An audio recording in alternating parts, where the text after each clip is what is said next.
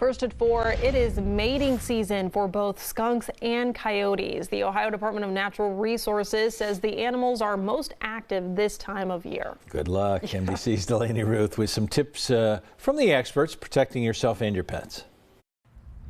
Well, you may have heard that it's skunk and coyote season right now. That means they're in the middle of their mating period, and you may be seeing more skunks and coyotes around your house and around your neighborhood.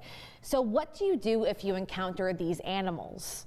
Sarah Schott with the Ohio Department of Natural Resources says it's best to stay away from both coyotes and skunks. I also suggest people, when they let their dog out at night or in the morning, they kind of do a quick scan first. That's good for skunks too. You know, get a flashlight, kind of scan your yard just to make sure there's no skunks, there's no coyotes, there's no other things out there, and then let them out. If you see a coyote, as long as you're there with your dog and you can kind of clap your hands or shout, it's going to scare off. They're very curious, but they're also very scared. But this method won't work if you see a skunk in your yard. Kind of clapping your hands and yelling at them isn't going to do much because their natural defense is to spray. Give them some space, wait for them to move along, and then you can go back outside. Schott says skunks will give warning signs if they are about to spray, like stomping their feet, turning around, and lifting their tail. If you miss these signs and get sprayed anyway, get yourself or your dog into a bath immediately.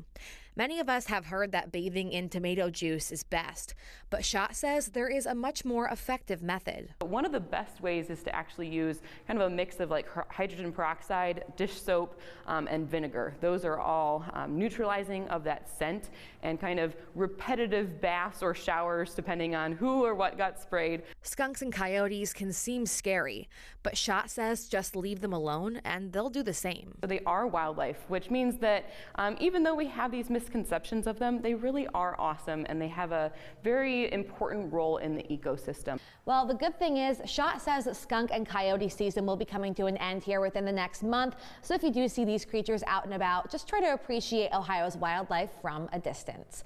Local for you in Columbus, I'm Delaney Ruth, NBC4.